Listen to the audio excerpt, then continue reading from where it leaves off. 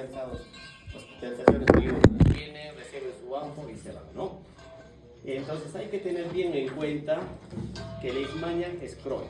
No puede venir un paciente y decir que la semana pasada estaba por Quillabamba, Puerto Maldonado y que ahora tiene la úlcera. No, eso no es así, ¿ya? Generalmente son meses. Aparece una pápula, con prurito, se hace una costrita y se anda ulcerando, ¿no? Tenemos leishmanias cutáneas, tenemos leishmania mucosa y leishmania visceral. En Perú hasta la fecha solo tenemos cutánea y mucosa, ¿no? No tenemos todavía visceral, ya no tiene, o siempre va a tener Brasil, Colombia, Venezuela, pero a Perú no llega, ¿no? Esperamos que no, porque es altamente mortal, ¿no? ¿Quién lo produce? Bueno, el protozoario leishmania, ¿no? Hay que tener muy en cuenta los géneros, sobre todo de los mosquitos. Hemos hablado de la Aedes, que transmite ¿qué cosa? malaria. Dengue. ¿Malaria? Dengue. Ese ¿Quién transmite malaria? leucemia. Alguien. No, esa no se lesiona. Ya, lo vamos a ver después, ¿ya? Luxomía. ¿Qué más transmite luxomía? Enfermedad De Carrión. ¿no? Vector. Entonces, ¿cuál es el problema de leishmania? No es como en dengue, que sí o sí tiene que pasar por el humano para el mosquito y hacer ese ciclo, sino que acá puede haber un ciclo extrahumano, podemos decir así, con animales, pueden ser domésticos o pueden ser silvestres, ¿no? Los que en algún momento han ido a la selva van a ver a los perros, en la nariz tienen sus úlceras, los gatos tienen, los tratan con aceite de carro, con lo que sea, ¿no? Pero ellos son los reservorios prácticamente para leishmania, de ahí que hace muy complicado su manejo, ¿no? 102 países son endémicos de leishmania, miren, podemos ver en Sudamérica, Brasil, Perú, Colombia, alta tasa de leishmanias, ¿no? En el mundo, África. Y bueno, no tiene alta mortalidad, pero mire la cantidad de pacientes que tienen leishmania, ¿no? 350 millones con riesgos, de los cuales 1.3 a 1.5 tiene leishmania, ¿no? Esas son estadísticas. 222.000 casos en el 2021, autóctonos, 9 países de leishmania, entre ellos está 3 se encuentran en América, hemos dicho Brasil y Perú, ¿no? Tiene un comportamiento, no diré curioso, pero algo atípico, ¿no? Si Brasil tiene, Perú tiene, ¿por qué no tiene Bolivia? Que tiene selva, ¿no? No es por el MAS, nada de eso, ¿no? ¿Saben qué es el MAS, no? ¿No? MAS es el partido que ha gobernado 20 años Bolivia, ¿no? El socialismo ya fue Bolivia. Ayer fue las elecciones en Chile, ¿quién ganó? No sabía. Creo que Jara de aquí, ¿no? La derecha, ¿no? Va a haber en Ecuador, ¿quién va a ganar? Oliver Colombia. La derecha, entonces. Ahora se han vuelto derechistas, ¿ya? Entonces, los casos en Perú no son muchos, miren, 400, 200, 500, pero se sigue reportando leishmania. Bueno, nadie se muere por leishmania, no debería, ¿no? Cusco, estamos dentro de los primeros departamentos que no necesariamente tenemos los casos, ¿no? Porque a Cusco vienen los de Puerto Maldonado, El Manu, vienen de otros departamentos y eso eleva pues nuestro número de casos. Bueno, en Cusco definitivamente todo lo que es de Quillabamba, Echarate, Valle de Lares, que es altamente endémico de leishmania, y por el otro lado tenemos Huachipata, 15.000, que son los lugares donde acuden pues, por estos cuadros de leishmania, ¿no? Entonces, si nosotros hablamos de géneros, hay muchos, pero los que están involucrados más en nuestro país, tenemos la leishmania del subgénero Viana brasilensis, que es el que ocasiona leishmania mucocutánea, y la leishmania del subgénero viana peruviana, la leishmania cutánea, ¿no? Entonces son los que están más relacionados. Este es relativo, ¿no? Porque la peruviana puede ocasionar mucocutánea, sí. Todo va a depender pues de la inmunidad y de la evolución y del tratamiento que hayan recibido. Pero los que están más relacionados, asociados son ellos. No es que la brasilensis da de frente mucocutánea, no. Sí o sí tiene que dar primero cutánea. Si no se trata, puede pasar a mucocutánea. Los demás, bueno, no les voy a... es solo para verlo, ¿no? Hemos dicho piel, mucosas y vísceras.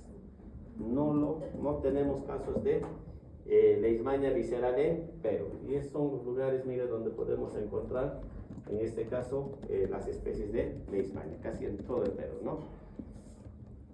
Con estrellitas de diferentes colores. El vector, Lutzomia, lo conocen como manta blanca, titira. Nosotros cuando vamos a hacer serum, nos indican que debemos cazar el vector para ver si estamos en riesgo, ¿no? Ponemos trampas a unos 50 centímetros del suelo y pues la característica del vector es justamente eso, ¿no? Vuela como en saltos, pues casi a ras del suelo. Entonces fácilmente se puede capturar. ¿Cómo se transmite? Por la picadura, ¿no? No hay transmisión hombre a hombre, es lo primero que le van a preguntar los familiares. Al ver una úlcera de casi 10 por 20 centímetros que no sana, pues piensan que es contagioso. Y todavía dicen, ¿no? Pero si se posa una mosca, ¿la mosca pica? Nada, ¿no? Por más que contamine otra herida, no. ¿Por qué? Porque leishmania tiene que hacer un ciclo extrahumano, es decir, en el mosquito, ¿no? Pasa como epimastigotes y en el humano es amastigotes, son diferentes especies. Entonces no te pueden poner amastigotes en el mosquito porque eso no va a existir, ¿no? Sí o sí tiene que ser epimastigotes en el mosquito y amastigotes en el humano. Periodo de incubación, a eso me refería, 2 a 3 meses. Pues nadie te puede venir que hace 2 semanas estuve en Costipata y ahora tengo mi úlcera, ¿no? Y vienen con heridas, pero más que heridas es pues picaduras de cualquier insecto y al momento de estar ahí rascándolos lo sobreinfecta, pero no es leishmania. Ya hemos hablado de los reservorios, ¿no? Entonces, como ven, promastigote en el mosquito ingresa al humano como promastigote, pero se vuelve amastigote, ¿eh? Amastigote. Ahí tienen la úlcera característica, redondeado, bordes sobrelevados, eso es característico de leishmania. Si ustedes ven una úlcera así y plana, no es leishmania. La mayoría de esos son úlceras varicosas. ¿Cómo puedo yo diferenciar? La úlcera varicosa, casi generalmente, todo el área del miembro es pues hiperpigmentado, ¿no? Oscuro, ¿ya? En leishmania no. Leishmania mucosa compromete cartílagos, paladar blando. Puede haber leishmanias atípicas, una sola pápula y desaparece. Y generalmente coincide cuando uno se golpea con cualquier objeto, ¿no? Y uno lo va a tratar como algo traumático y no como leishmania. Y ocurre, hace 2 semanas hemos estado sacando miel, todo yo bien enjaulado, un poco más me pongo hasta una malla de metal, creo. ¿Y qué creen que hizo la abeja? Del guante lo hizo pasar, ¿no? Un dolorcito terrible, ¿eh? Pero como estuve con todo eso, no lo toqué y seguía, ¿no? Todo el día estuve tranquilo, me olvidé de eso y en la noche me golpeó. Y empezó a escocer y se hinchó, ¿no? Entonces justamente ahí pensaba yo en leishmania, ¿no? Como probablemente es el mismo mecanismo de reactivación.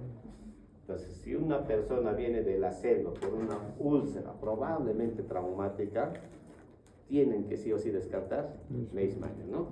A ver si le cayó la moto encima, se cayó de las gradas, le han operado todo, pero la úlcera no sana.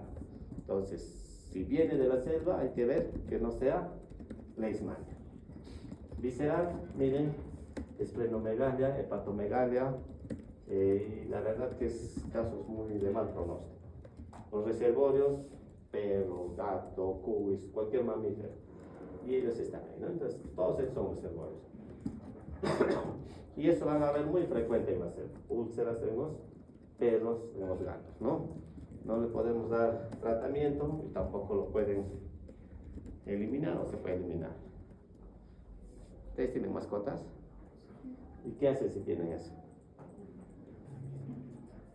Nada. Que siga sufriendo. Por perro, o sea.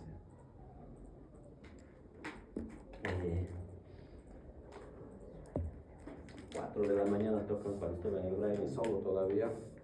Yo dije, ¿es gestante o es niño? Son los únicos que pueden venir a estas zonas, ¿no? Tocan y me dicen, doctor, ¿qué ha pasado? La trampera le ha volado la mano. Trampera, ellos ponen como una especie de dinamitas para los osos, para todo eso, ¿no? Y pues cuando pisan, explota. Y me dice, lo ha volado la mano. Y le digo, ¿y la mano? No hay, ¿no? Está, pues acá dice, ya fui, ¿no? ¿Y dónde está el paciente? Un perro. Pequeñito, ¿no? Detrás la mamá y los niños, así en escaleritas. Y le digo, ¿qué vas a hacer con este perrito? Sin un brazo, se va a sobreinfectar, se va a morir, ¿no? Nosotros queremos que lo limpie y lo cierre. Yo, ¿cómo hacer? Es un perro, ¿no? Por ahí me muerde, pero viendo a los niños, dije, ya, pues a ver, vamos a hacer lo que podamos. Vino el técnico, me dice, oye, ya, lista, vamos a curar ese perro. No, ¿cómo vamos a actuar? Lista nomás. Sala de operaciones, un rato ahí, y regreso y les digo, no ha soportado la cirugía. Su perrito se ha muerto. Muerto, pues, ¿no? ¿Qué ibas a hacer un perro de 3 patas en la selva? Y decían, es cazador, pero ¿qué va a cazar con 3 patas? Es que el primer animal se lo va a llevar, ¿no? Y me van a decir, este parece un criminal. Hay situaciones que hay que definir, ¿no? Porque, no sé, es mi punto de vista, ¿ya? Un solo dolor. Por los niños, ¿no? Imagínense cargar un perro de 3 patitas, ¿no? En la ciudad tal vez le pueden conseguir sus botes y su carreta, pero ahí en el monte ya no. Son las formas de leishmania, la cutánea no es única. Lo típico es que sea única, es decir, que te pique uno y ahí se haga úlceras, ¿no? Ya tendrías que estar en un estado de coma o no sé de qué para que te anden picando por todos lados, ¿no? Que sí ocurre, como es cutánea múltiple, ¿ya? Pero lo normal es única. Cutánea diseminada, cuando hacen una parasitemia y pues leishmania llega a diferentes partes del cuerpo en donde no ha sido picado o expuesto, ¿no? Recidiva cutis es muy raro, porque nosotros siempre decimos, si has tenido úlcera, con o sin tratamiento cierra y no vuelve a aparecer ahí, sino que aparece en las mucosas. Pero se puede dar el caso. Y la cutánea difusa. Todo eso ya va a depender de la inmunidad del paciente, ¿no? En la mucosa, lo frecuente es mucosa tardía. Algunas veces aparece después de 50, 60, 70 años, ¿ya? O también puede aparecer después de 2 meses. La mucosa concomitante es raro, porque tiene úlcera y a la vez úlcera en las mucosas, ¿no? Eso ya son por en este caso por la inmunidad. La mucosa contigua justo le picó en ala de la nariz y también puede comprometer mucosa, ¿no? Mucosa primaria ya es rarísimo, pero se ve. Una señorita de, ¿cuántos años tendría? 28, 30 años. Viene por emergencia, por miasis en paladar blando. Entonces, ¿cómo ha entrado ahí la mariposa o la mosca? Se la come. Se ha dormido, ¿no? Otra vez. Entonces, sí puede también ocurrir leishmania mucosa primaria, ¿ya? Generalmente, cuando alguno de sus compañeros se toma ya privado, ¿no? Ahí está, ¿no? Y la mucosa indeterminada nunca ha tenido lesión a nivel, podemos decir así, cutánea, pero sí aparece en mucosa. Y no puede ser primaria porque ya no vive en zona endémica, es decir, ya ha estado en otro lugar y se reactiva, ¿no? Entonces, estas son las formas que tenemos. Decíamos que visceral no tenemos, pero pues habría que ver, ¿no? Mayormente es por la leishmania chagas, ¿no? En malaria igualito, malaria vivax y malaria falcíparo. Falcíparo es el mortal. Tenemos en Iquitos, tenemos en el norte, pero en Cusco no, solo hay vivax. Llegó en un momento falcíparo y dijeron ya los cusqueños se fueron. Los 13 casos y se autolimitó. Y han hecho seguimiento de los casos y justamente eran obreros que habían venido de Iquitos a Camisea, ¿no? ¿Por qué no desarrolla? Bueno, es a los que les gusta investigar. Entonces ahí tiene, ¿ya? La úlcera, casi característico, bordes sobrelevados. La forma diseminada, la difusa, eso ya es como... la leishmania generalmente es hacia adentro, pero hay difusas o lo que nosotros conocemos también como verrucosas que se sobreelevan, ¿ya? Sobreelevan. Y la típica, hemos dicho, aparece solo una pápula, ¿no? Entonces ahí tiene el mosquito alado, pequeñito, y que vuela nocturno, ¿no? Entonces las características, en el punto, bordes levantados, indolora, puede formar costras en el centro. El problema es eso, ¿no? Sobreinfección bacteriana. Cuando ocurre eso, se vuelve eritematoso, con secreción amarillenta. No es por leishmania. Leishmania es seco. Toda leishmania cutánea va a dejar cicatriz. Entonces, si alguien le dice, tenía leishmania hace 20 años, ¿dónde? Y te va a mostrar. Eso hay que ver cierto. Pabellón auricular es otro lugar que se ve con mucha frecuencia. Se destruye el pabellón y los pacientes vienen pues con una, sin el óvulo o la parte superior, ¿no? Cicatriza, sí cicatriza, ¿no? Jovencito dijo, ya ahora doctor, ¿qué voy a hacer con mi oreja? Crecer ya no va a poder, ¿no? Así que la solución era igualarle el otro, ¿no? Para que esté ahí. Bueno, quedan ahí, deformados, ¿ya?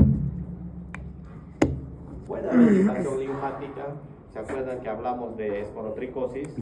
Y simula igual. Por eso se dice leishmania esporotricoforme, cuando involucra vasos linfáticos. Entonces, hay que ver, ¿no? Su nódulo, ¿no? Y pápula eritematosa, nódulo y después se úlcera. Eso ya estamos repitiendo, ¿no? No es que respeten palmas de dónde?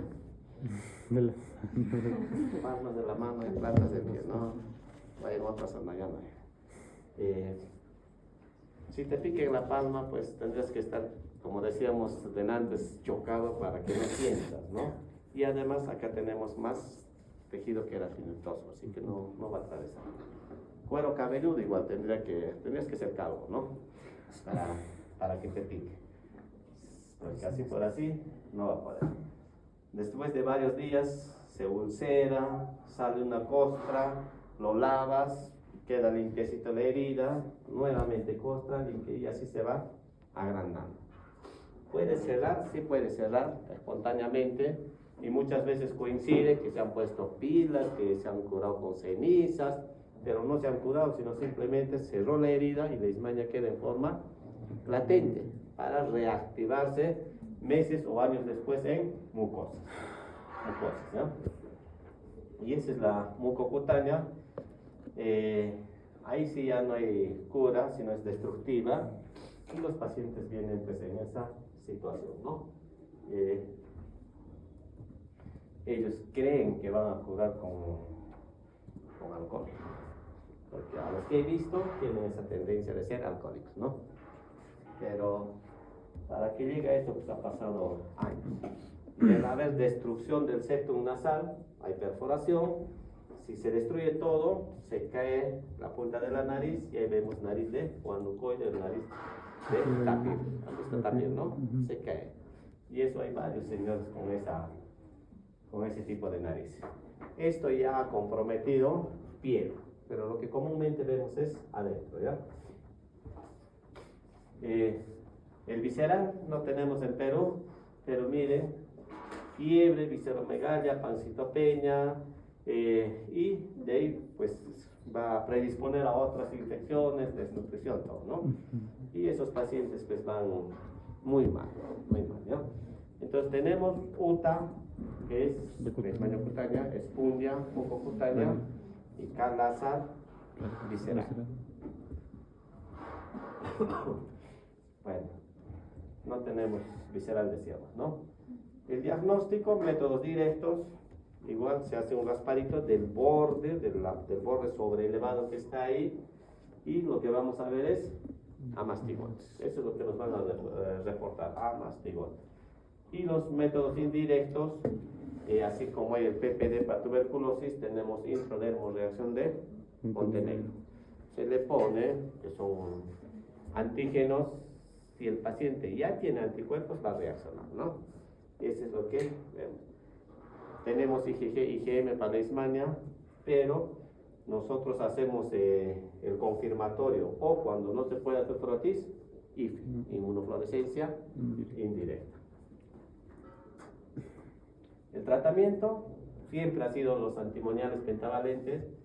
Hasta hace 3-4 años manejábamos antimoniato y siempre decían, no, ¿por qué no tenemos glucantine que tenía Brasil?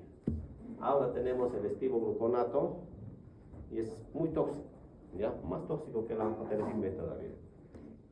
Hace trastornos hepáticos, alteraciones cardíacas, es decir, es bien complicado manejar el estivogluconato, o digo el antimoniato de meglunina, que es glucantina. Esto ya lo tenemos, ¿no? De segunda línea, anfotericin B, y los demás, pues, no sé, nos ha llegado miltefosine, se lo hemos devuelto porque la verdad que no ha ido nada bien, nada bien. Paramomicina, alopurinol, dapsona es muy bueno, pero es un tratamiento para lepra, así que no podemos usarlo, ¿no? Pues nosotros solo nos quedamos con los antimoniales pentavalentes y anfotericin B, nada. Eso es lo que ha llegado, ¿no? Al igual que en anfotericin, o digo en el estivogluconato, pues siempre llega una confusión, ¿no? 300 miligramos por mililitro, bien.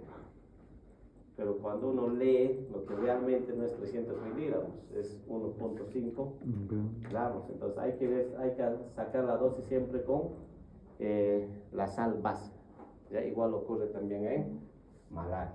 Entonces ese problema siempre nos ha traído, ¿no?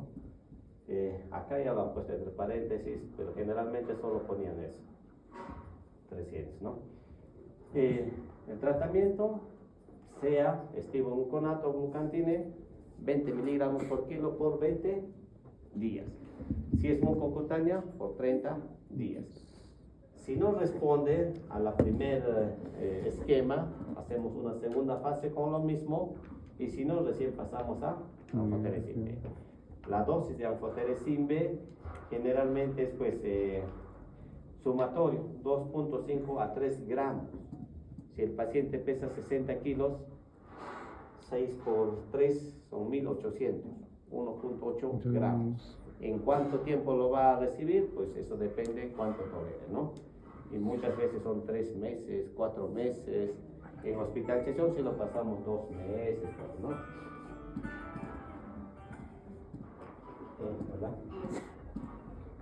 Adelante. Sí. Ya. Ya está.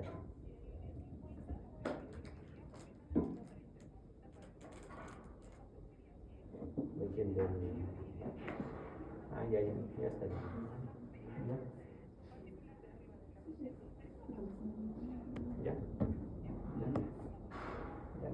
Ya está bien, te lo envío.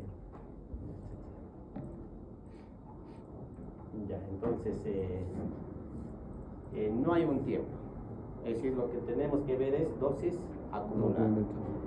Anfotericin es tóxico, es nefrotóxico. Podemos suspender 3-4 días, sí, y después seguir continuando acumulativo, ¿ya?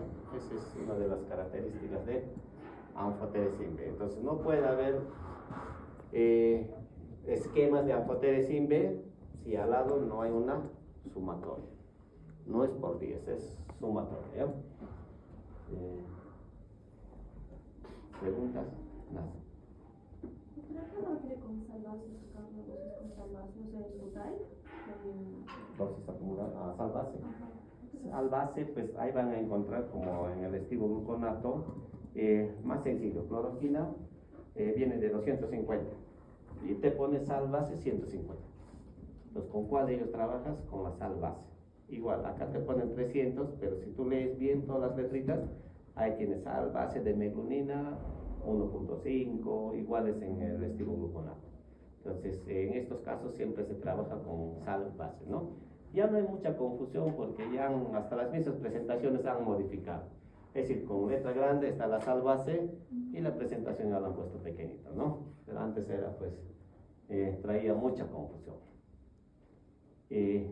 Malaria, igual somos países endémicos de malaria.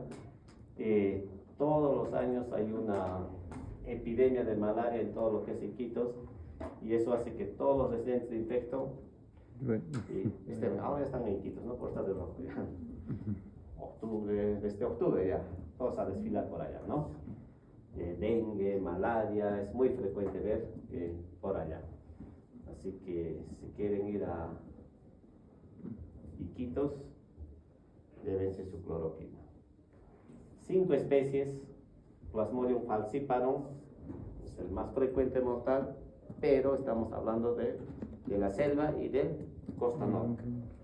Vivax, tenemos acá en Cusco. Malaria en casos muy aislados, no tenemos. Ovale, tampoco tenemos. Y Neulesi, menos. Entonces, prácticamente en Perú estamos hablando de falciparum y de Vivax. Claro, ¿ya? 90% en Perú, falciparum 10%. Malaria es muy raro, estos no tenemos en Perú, ¿no? Entonces, en malaria pues tenemos la mayor cantidad de, podemos decir así, de formas de parásitos, ¿no? Esas diferentes fases. Tenemos trofozoitos, esquizontes, merozoitos, gametocitos, sus ciclos de vida. Hay uno esporogónico, es decir, en el mosquito, y hay otro en el humano. Y hay que no puede ser contagioso, pues de humano a humano. Imposible, ¿ya? No puede haber. Ahí tienen, empecemos acá, el mosquito inyecta el esporozoito. Este esporozoito hace un ciclo exoeritrocítico, es decir, primero va a llegar a las células hepáticas. En las células hepáticas se replican, rompen los hepatocitos, salen como, podemos decir así, esporozoitos, y vuelven a recién al torrente sanguíneo para hacer un ciclo en eritrocitos, que es su, que podemos decir así, el fin de todos estos parásitos, ¿no? Igual, trofozoito, esquizonte, se rompe el esquizonte y nuevamente salen los trofozoitos, nuevamente parasitan otros glóbulos rojos, pero algunos de estos se vuelven gametocitos, masculino y femenino. Y estos gametocitos son los únicos que pueden desarrollar en el zancudo, ¿ya? Los gametocitos entran, hacen un quiste, esporozoitos. Este es el ciclo de malaria un poco más complejo, ¿ya? ¿Quién lo transmite? Anófeles, ¿no? Anófeles.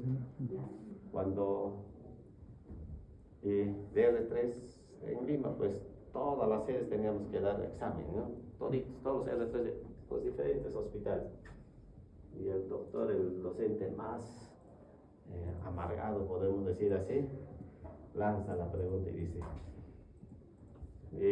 similitud entre el vector de malaria y transmisión de VIH.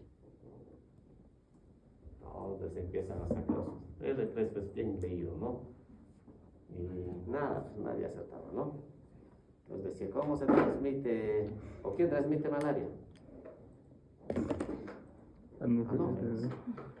Y el VIH, anófeles. A nuestros pacientes, hablamos que han notado visto el tipo de pacientes que tenemos, ¿no? Nunca más para olvidarse del vector, ¿no? Nadie se esperaba del asistente, ¿no? Todos asustados, temblando ahí, jalados, no sirven para infectólogos. Entonces ahí tienen Plasmodium falciparum, que vivas, que es lo que nos interesa, tiene una característica muy interesante. Hay una fase latente en el hígado, que lo conocemos como ignosoides. De ahí que el tratamiento tiene que tener parásitos maduros en sangre y a la vez coberturar los ignosoides. Si no coberturamos ignosoides, va a volver a ser malaria. Falciparum no tiene. Ya el único que tiene vivas, bueno, ovales, que no lo tenemos en Perú, ¿no? Entonces no se olviden de los ignosoides.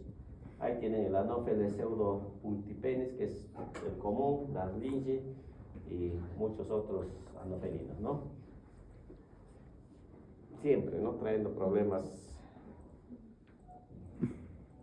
del sexo femenino. ¿Por qué? ¿Y el macho no se alimenta de sangre? No. No es vegetariano. El macho es Pura marihuana, ¿no? Por la ovoposición, por los huevos, es lo que las hembras succionan sangre, ¿eh? Igual también a ellos, ¿no? Entonces ahí tienen el huésped definitivo. ¿Quién es el huésped definitivo? El mosquito. ¿Quién es el huésped intermediario? El ser humano. El hombre. Entonces, ¿quién es el problema en sí? ¿El hombre o el mosquito?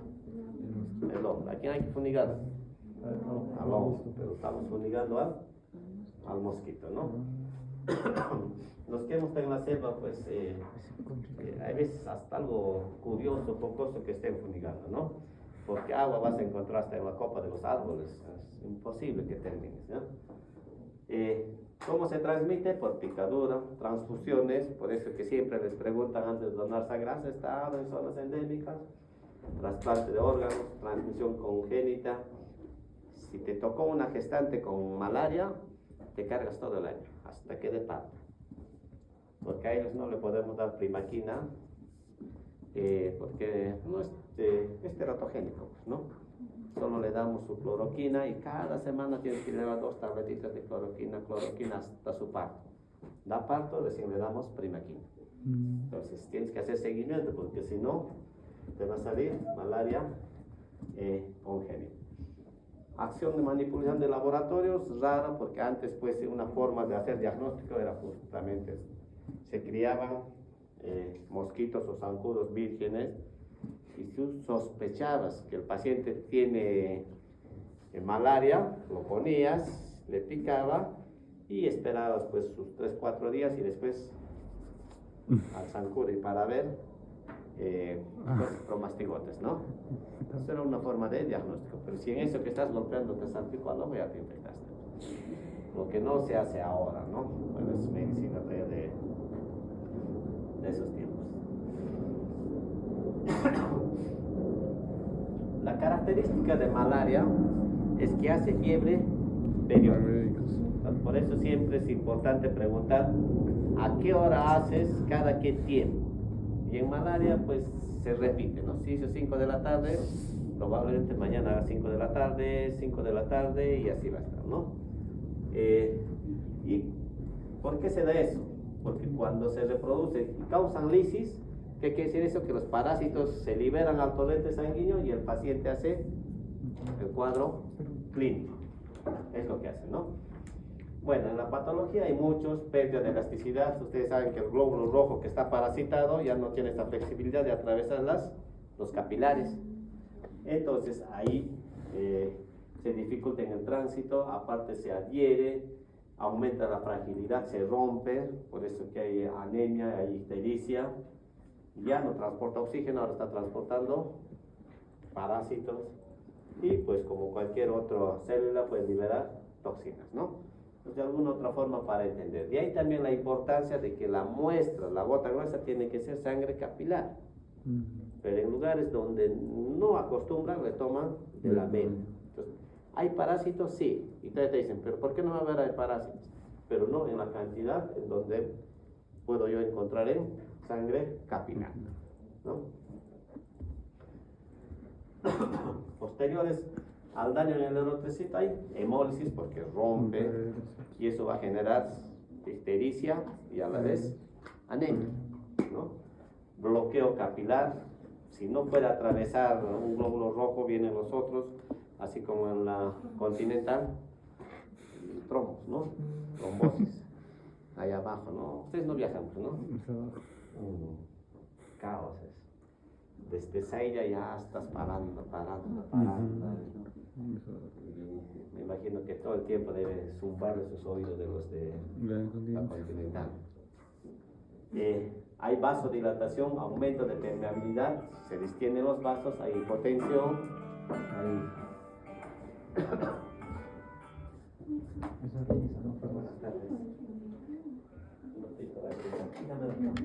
O sea, la fiebre que aparece en día.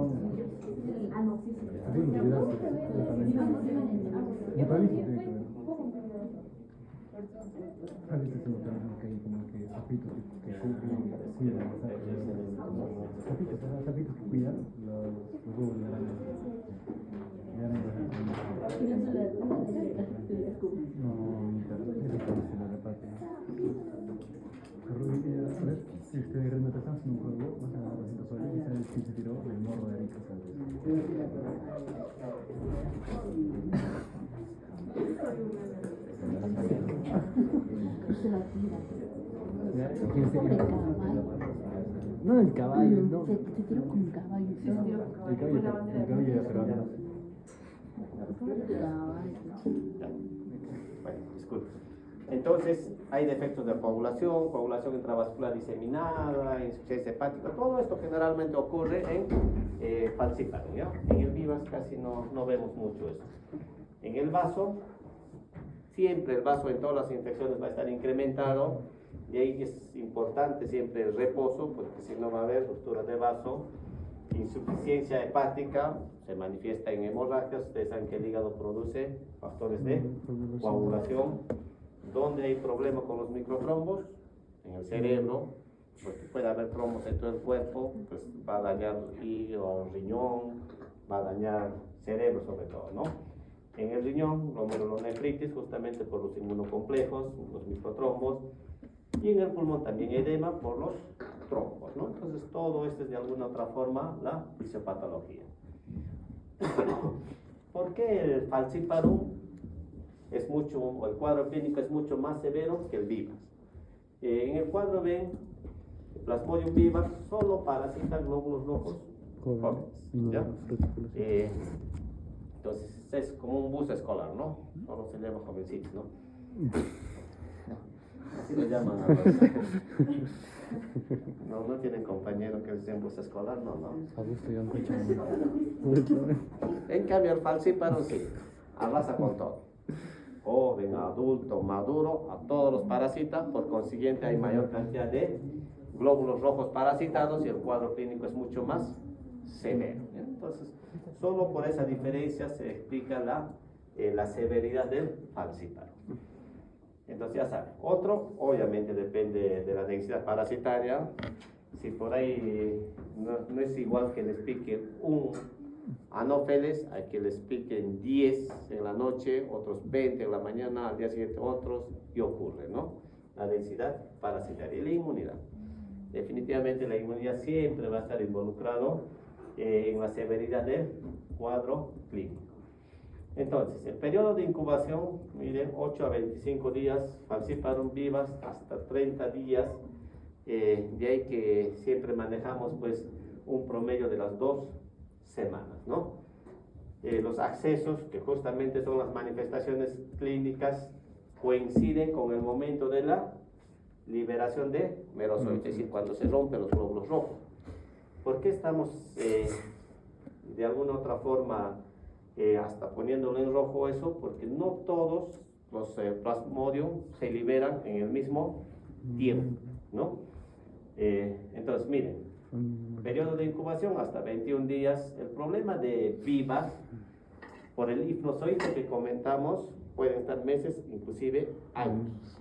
Ya ese es lo que deberíamos tener en cuenta del vivax, por los hipnozoides, meses hasta años. Es decir, yo pude haber salido del Brian hace, no sé, 10, 20 años, seguir teniéndome malaria. Vuelvo allá, en el zancrito me pica y sigo diseminando, ¿no? Entonces, esta característica es fundamental. Escalofríos, fiebre, sudoración o sudación. Siempre va a ir en este orden. No es que primero hace fiebre, después no. Y eso, pues, hasta lo escenifican en una danza. No sé si habrán visto el chucho, ¿no? Y eso es, ¿no? En el aniversario del hospital, justamente los de metaxémicas, los alumnitos bailaron, ¿no? Ay, con su zancudo, ahí estaban ahí todos. Bueno, pobre del que se ha vestido porque se ha quedado con esa chapa. Entonces, infección, depende, ¿no? Entonces ahí tienen fría, caliente, húmeda. Los paroxismos coinciden con la liberación de merozoides. Entonces, nosotros tenemos falciparum y vivax. ¿Cada qué tiempo se libera?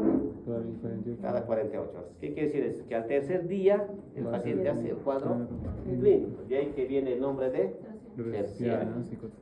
Terciaria benigna al vivax y terciaria maligna al falciparum. El malaria hace cada 72 horas. Entonces los cuadros clínicos vienen cada 4 días. Se llama la cuarta. Pero el neulesi, ¿no? Ese sí, todos los días, ¿no? Pero no tenemos, ¿no? Solo tenemos falciparum vivax, terciaria benigna vivax, terciaria maligna falciparum. Esa es la diferencia. Pero esa es teoría. Siempre y cuando te pique un solo anófeles. Pero en la noche no te pica uno. Te pican varios. Te pican, cuando nosotros hacíamos IPHN, así se llama, índice de picadura hombre-noche, a veces me tocaba, me salía con mi crucita, me sentaba y esperaba que venga el anófeles, se posa y te hace como cosquillitas, pues, ¿no? Y tu compañero ya está con su manguerita, con la malla en el medio, con el tubito, succiona y al vasito. Y teníamos que contar cuántos anófeles supuestamente me picaban y enviar a la cabeza, ¿no? Al inicio me reveló, yo, ¿qué les pasa a ustedes? ¿Cómo me van a exponer, no? Pero ya viendo los casos, que es una práctica común, ya pues te acostumbras, ¿no? Y pues en una hora nos picaban como 25, 30, una hora. Y teníamos que hacer toda la noche, no es tan loco, ya suficiente 2 horas, ¿no? Nos íbamos los 4, 3 éramos 0, con nuestro pollo, ya vamos a hacer el PHN, ¿no? Comiendo el pollo, ya capturando por todo lado, ¿no? Entonces, no te pica uno solo. Entonces, cada picadora, cada clona hace su cuadro clínico. Entonces, un paciente puede hacer hasta 5 veces por día fiebre, ¿ya? Pero casi va a coincidir las horas, ¿no? ¿Por qué? Porque cada picadura está haciendo su ciclo y sus paroxismos, ¿no? Te picó en la noche, al día siguiente te picó, en la tarde te está picando otro y es así, ¿no? Entonces, eso siempre y cuando se haga picar un hito, va a ocurrir eso, si no, nada. Síntomas, hemos dicho, escalofrío, fiebre, sudoración es la característica y dependiendo del tiempo y la severidad puedo encontrar anemia, puedo encontrar ictericia y todas las demás manifestaciones de una parasitemia, ¿no? De una parasitemia. Entonces, los criterios para malaria grave, no necesitamos mencionarlo, graves, ¿no? Imagínate una presión sistólica menor a 80, está grave. Fiebre de 39, este paciente ya va a convulsionar. Entonces, esto ya, sea para malaria o para cualquiera, es grave, ¿no? Las definiciones, sintomático febril, saben que hay sintomático respiratorio, también hay sintomático febril, ¿no? Todo aquel paciente que tenga fiebre y que esté o haya estado en zona endémica en los últimos 15 días. Entonces, si viene con fiebre y me dice hace 2 semanas estuve en 15.000, es un sintomático febril. Un febril presenta fiebre y viene de un lugar donde hay malaria, ¿no?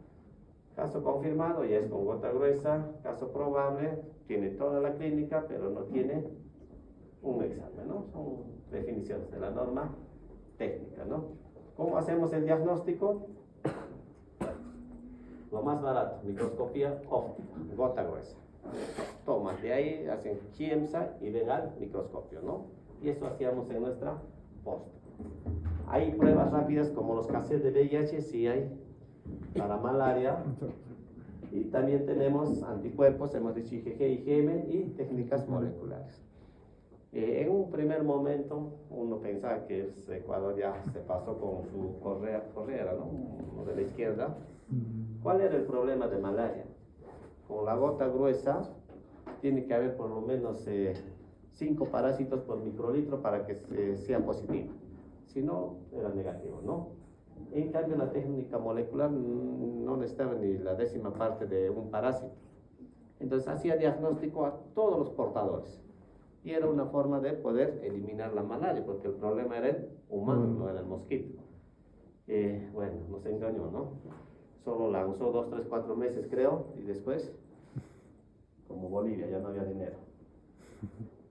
Entonces, parasitológico, gota gruesa, inmunológico, IFI, ELISA y PCR. Lo ideal es PCR, ¿no? Cuando yo llegué al BRAE, al técnico le decía, ¿no? Oye, ¿por qué esto y por qué el tendido? ¿Cuál es la finalidad? Me decía, no, acá yo veo malaria y acá veo Bartonella. Mire, al técnico de enfermería al médico, ¿no? No es así, pues, ¿no? Definitivamente que no es así, sino que este es muy sensible. Es decir, en gota gruesa tú ves que están los parásitos, pero no sabes en qué estadio están.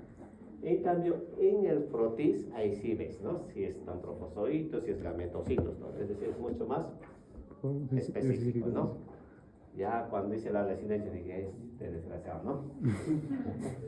Pues yo lo tengo el INS y me han sentado una semana viendo eso. Una semana. Ya me lo sabía de memoria ya todo, ¿no? Y cuando me evalúan, lo desordenaron, ya perdido, ¿no? Bueno, algo en otra. Este, por ejemplo, un gametocito, ¿no? Gametocito, trofozoito, este es gametocitos, y así, ¿no? Entonces, miren, gota gruesa es 30 veces más sensible que frotis, ¿no? En cambio, frotis es mucho más específica. Ahí ya dice, ¿no? ¿En qué fase está? Así que no les engañen, ¿no? Tenemos estos anticuerpos, acá tenemos para Vivax y para Falciparum, el control, y es mucho más sencillo, ¿no?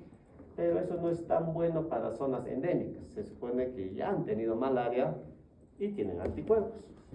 Y puede ser un falso positivo, ¿no? Entonces ahí tenemos antígenos parasitarios. IFI, ¿qué es lo que hace el MINSA para, en este caso, para confirmar?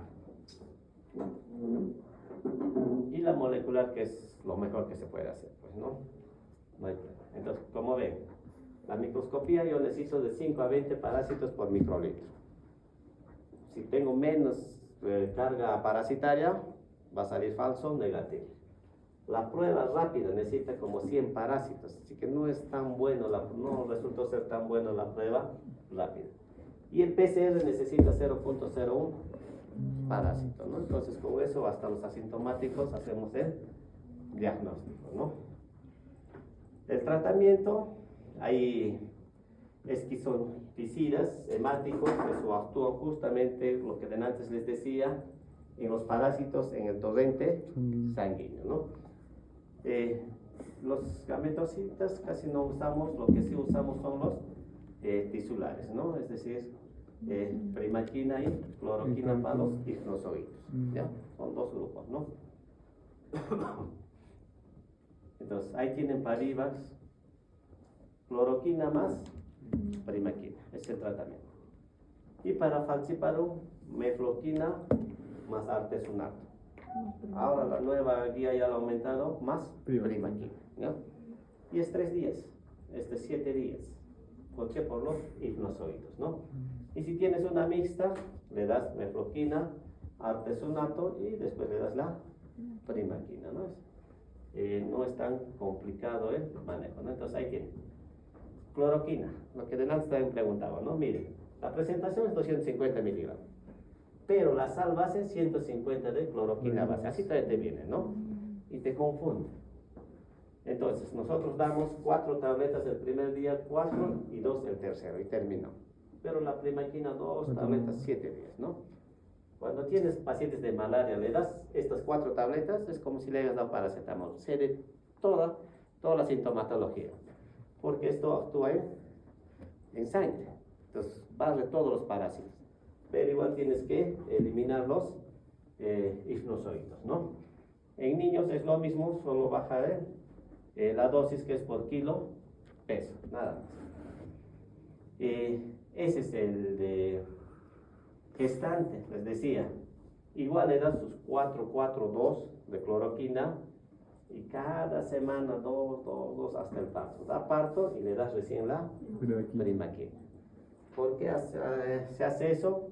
Por el riesgo de metahemoglobinemia. Eso es lo que produce, ¿no? Ahí tiene, ¿no? Metahemoglobinemia por primaquina. En este caso, para Falciparum, hemos dicho artesunato, mefloquina, primaquina. Solo 3 días. ¿Y por qué solo 3 días? Porque este no tiene ifnozoides. No tiene ifnozoides. Así que es suficiente 3 días, ¿no? No hay más. Bueno, Falciparum, las complicaciones, malaria cerebral, que es lo común y se mueren por eso. En Vivax, raro, pero puede ocurrir rotura esplénica y malaria y glomerulonefritis, ¿no? Diagnóstico diferencial con todo lo que hay, fiebre. ¿Hay vacuna? Sí hay, pero no es tan eficaz, ¿no? ¿Hay profilaxis? Sí hay profilaxis. Tú te vas con tu primaquina o cloroquina o clindamicina 2 semanas antes de entrar a la selva, todo el tiempo que estás en zona endémica y 2 semanas después de salir. Y al final uno dice, ¿y cuántos días el tratamiento? 3 días, y si es vivo 7 días, mejor pues, me infecto y tomo mi tratamiento, ¿no? Menos días y no estoy todos los días tomando. Bueno, los peruanos dicen eso, pero los extranjeros no, ¿no? Ellos pagan para que le des profilaxis.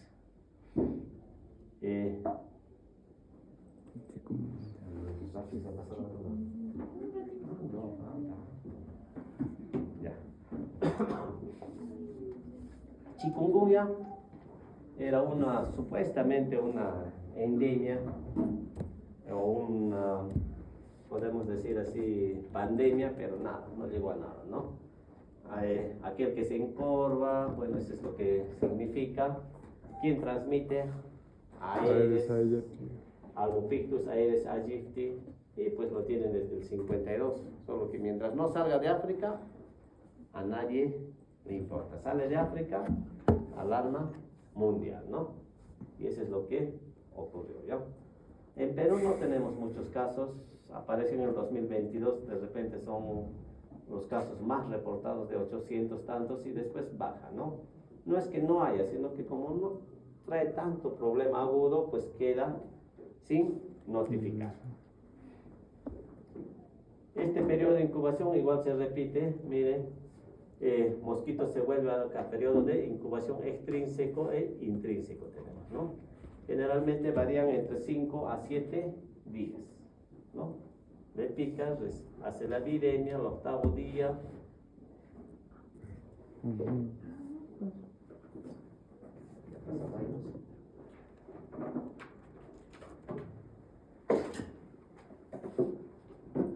¿Dónde ha entrado virus?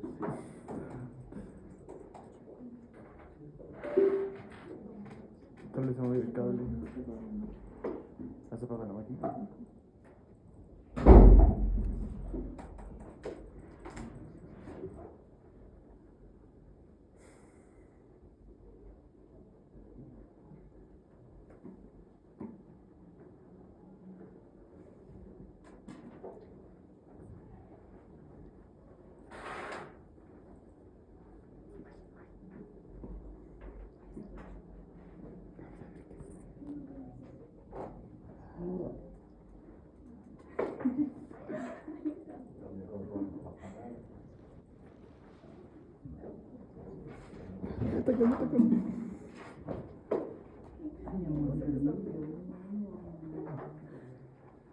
¿Dónde vive?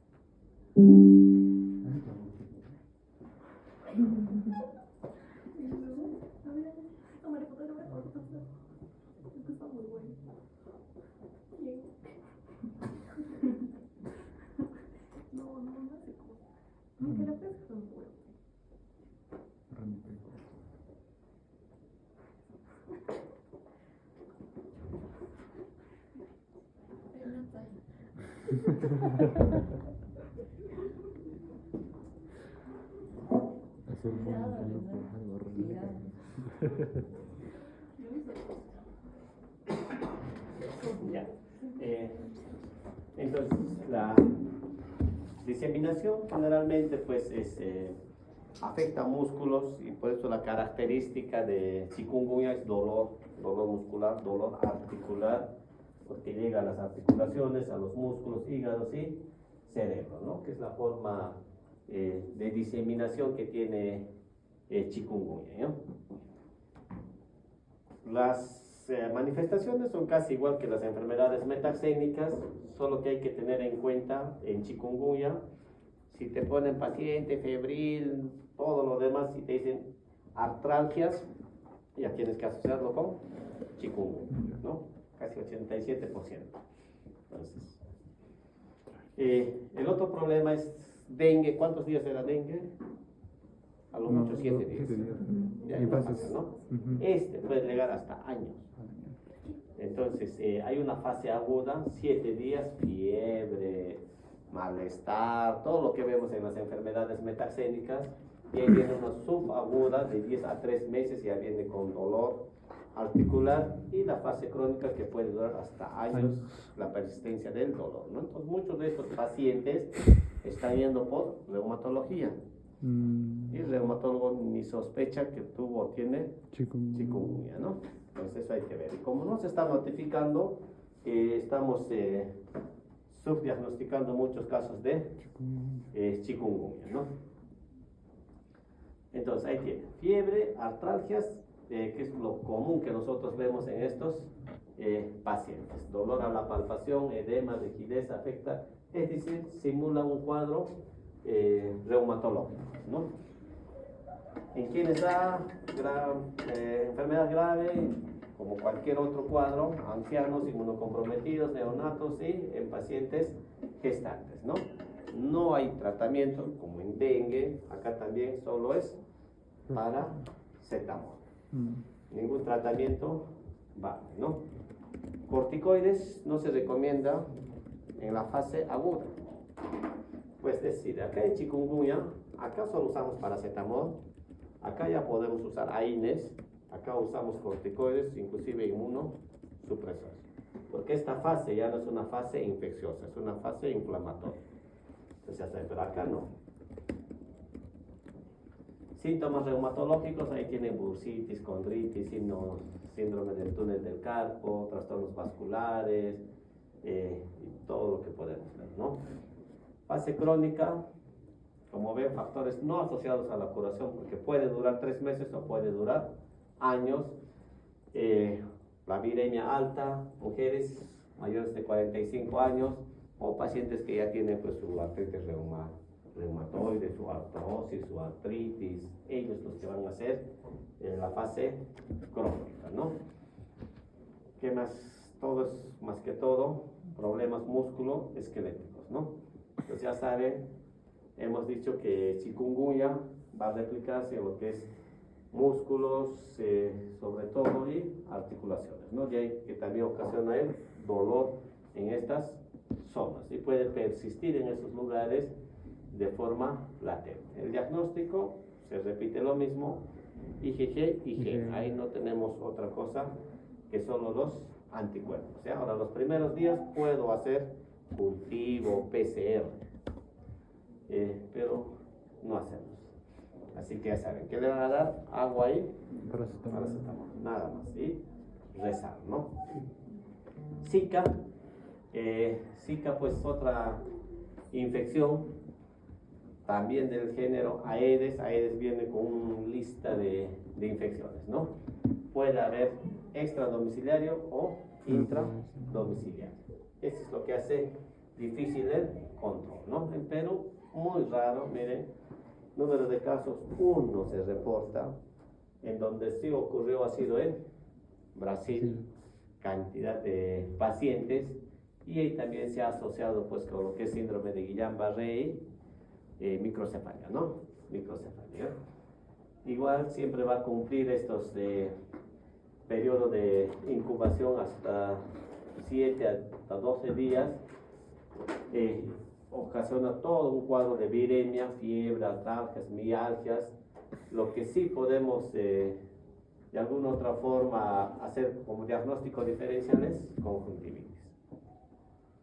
Chikungunya, artralgias, acá tenemos conjuntivitis, ¿no? Que sería lo que pudiera de alguna otra forma diferenciar. Los hemos dicho, está asociado a Guillain-Barré, mielitis, microcefalia, aumento de malformaciones cerebrales congénitas, ¿no? En Brasil, ¿no? Eso se reportó en Brasil, ¿no? Ahora la pregunta es si sí que existe desde los años 30 en África y ellos no son tan con la cabeza pequeña, ¿no? Entonces habría que hacer más estudios si realmente es Zika o es la fumigación masiva que han hecho en Brasil, ¿no? Pero igual, la literatura dice microcefalia y nosotros pues tenemos que ver por eso. ¿Qué hay que darle? paracetamol. No hay otra cosa más. Solo paracetamol. Laboratorio, igualito. Los primeros días PCR, después IgG, IgM, ¿no? Ahí sí ya no hay dónde perderse. Fiebre amarilla. ARN, ¿no? Es un virus ARN, un arbovirus. Bueno, eso ya es para los de micro, ¿no? Lo que a nosotros nos interesa es una enfermedad febril aguda, altamente mortal, ¿no? Casi el 50% de la. Vectores, 2, selvático, Haemococcus, urbano, Aedes aegypti. Y la fiebre amarilla generalmente ahora es selvático, ¿no? No tenemos en zonas urbanas. ¿Quiénes son los reservorios? Monos. Modo de transmisión, picadura, periodo de incubación, 6 días, acá no hay como leishmania meses. Susceptibilidad, todos los que no tienen vacuna. Si tienes vacuna, pues ya no estás dentro de este grupo, ¿no? Entonces la vacuna es fundamental. Y seguimos teniendo casos de fiebre amarilla, ¿ya? Y la mortalidad, pues, miren, en el 21, 5 casos, 5 se han muerto. En 2022, 3 se han muerto, ¿no? En 2023 sí ha sido más benigno. Entonces, Aedes hembra infectado puede inocular hasta 1000 partículas virales, la replicación en el sitio de inoculación y después se va a los vasos linfáticos de donde se disemina y alcanza otros órganos. Estos son los periodos de incubación, 3 a 6 días después el paciente que hace el cuadro clínico, ¿no? Periodo de transmisibilidad, 24 hasta 48 horas antes de que presente fiebre, ya puede transmitir a quién, al mosquito, no al humano, hasta los primeros 5 días de enfermedad, ¿no? La vacuna, ya saben, una sola dosis de por vida ahora, ¿no? Y la letalidad, 50%, así que vacúnense, porque cuando yo iniciaba en 2016, creo en el hospital llegó el Papa a Puerto Maldonado y todos querían ir a Puerto Maldonado, pero no te dejaban subir al vuelo mientras no tenías vacuna. ¿Y quiénes querían ir? Los abuelitos, todos los jubilados, más de 60, y está contraindicado vacunar a mayores de 60 años. Un problema, ¿no? Así que teníamos que hacer certificado según norma, vacuna contraindicada, ¿no? Los abuelitos, y si nos pica, ¿qué te va a picar, señora, habiendo tantos jovencitos ahí a ustedes? Justo, es que no hay en el mismo puerto, ¿no? No hay. Infección, miren, inicio súbito, fiebre, cefalea, todo lo demás, ¿no? Pero en fiebre amarilla, pues esto es lo que nos complica. Sensación de mejoría del paciente. Ya no hace fiebre, como en dengue, recuerden, después de la fase febril viene una fase crítica que no tiene fiebre, ¿no? Igual acá. 2, 3 días el paciente está súper. ¿Y qué van a hacer? Alto. Y vuelve con una fase de intoxicación. Ictericia, oliguria, hematemesis, somos como vómito negro y se muere. Entonces no hay que, al menos en las enfermedades metaxénicas, el cese de la fiebre debe ser el punto de alarma. Ahí es donde tengo que observar por lo menos 48 horas. Dengue, fiebre amarilla, zika, chikungunya, en todos, ¿no? No se emocionen con eso, ¿no? Igual los primeros días PCR, después IgM, IgG. ¿Qué hacemos? Nada, rezamos, paracetamol, agua y es todo. No hay otra forma de ver. Todo es de sostén y de mantenimiento, ¿no?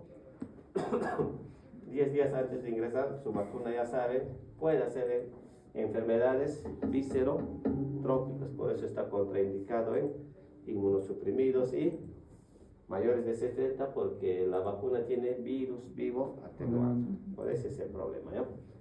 Perú, 4 casos fatales 2007, en el terremoto de Ica, al ministro, me imagino, bueno, es el que representa, se le ocurrió vacunar en Ica fiebre amarilla, como si habría, ¿no? Fiebre amarilla, a todos, vacunan y 4 se mueren. ¿Y a quién creen que le han denunciado? Al médico y a la enfermera. Y los de arriba, normal, se la van a dar mal. Bueno, vamos que deben usar no se debe usar. Menores de 9 meses, mujeres gestantes, inmunocomprometidos y adultos mayores de 60 años. ¿No? Es el último, creo, enfermedad de Carrión. ¿Saben quién era Carrión? El padre de la medicina peruana. Padre de la medicina, no. Él es, supuestamente, ¿no? Bueno. ¿Qué significa la B? B basiliformes. Algo de la Bartonella. Dice que no. Bartonella basiliformes. Y el arañazo de gato. La agencia de la Ya, no se equivoca. En el Perú, siempre es bueno saber dónde. Nosotros tenemos, pues, en el Callejón de Huaylas, en Ancash es zona endémica de enfermedad de Carrión, ¿no? Bartonella. Y el periodo de incubación, casi un año, ¿no? Se sigue reportando ya no mucho en Cusco. En el 2023, 5 casos, anteriormente 1, y en Valle Sagrado tenemos Bartonella basiliformes, ¿sí? Valle Sagrado. No se está reportando mucho. ¿Por qué? Porque hasta involuntariamente nos tratamos con el tratamiento que van a ver, porque ciprofloxacino, ¿y quién no toma su cipro hasta de por gusto, no? Hay luxomía, hemos dicho luxomía verrucano, todos los luxomías, ¿no? Cada año creo aparece un nuevo descubridor de otro tipo, porque su alita está chueco, su otra alita está no sé qué, le ponen su nombre, ¿no? Así que pueden ustedes encontrar uno y poner su nombre, ¿no? Si inocula en el pie, llega a células endoteliales, prolifera, se disemina, hace una bacteremia, y donde hay bacteremia es justamente el cuadro clínico, ¿no? Puede afectar los eritrocitos, hemólisis masiva, anemia, que es la característica de Bartonella. De todas las metacénicas, quien está asociado a anemia es Bartonella, ¿ya? Puede afectar al sistema, al res, al retículo endo... ¿Qué es el res? Endoretículo, ya se me olvidó. Y más que todo es anemia, ¿no?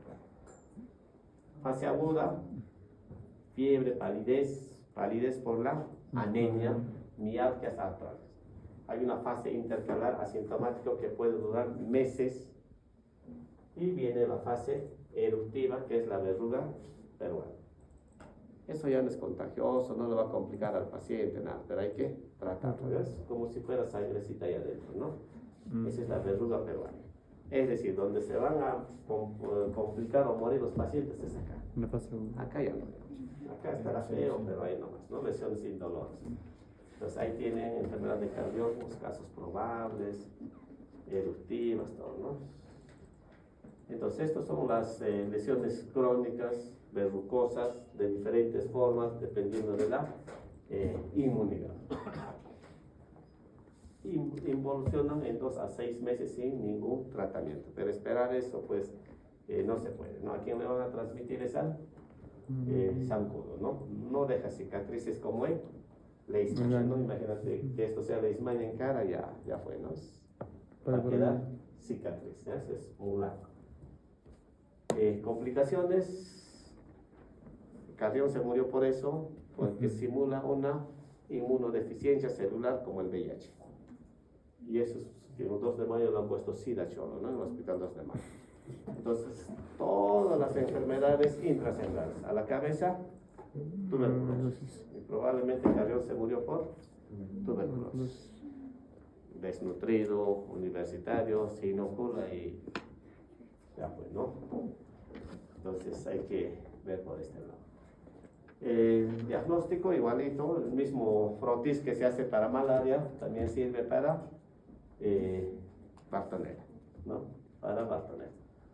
Se debe hacer o podemos hacer IgG, IgM, hemocultivos, mielocultivos, sí, es lo ideal. Entonces, ¿cuál es el tratamiento? Ciprofloxacino. ¿Quién no toma cipro? Todos. Y si es gestante, amoxiclavulánico, sulfametazazol, clorafénico, ¿no? Adolescentes, adultos, si es complicada, cipro más ceftriaxona. ¿Quién no usa ceftriaxona? Hasta una faringitis ahora es ceftriaxona. Entonces, sin querer, queriendo, como dice el Chavo del 8, estamos controlando, pero estamos complicando nuestra situación de resistencia. Así pues.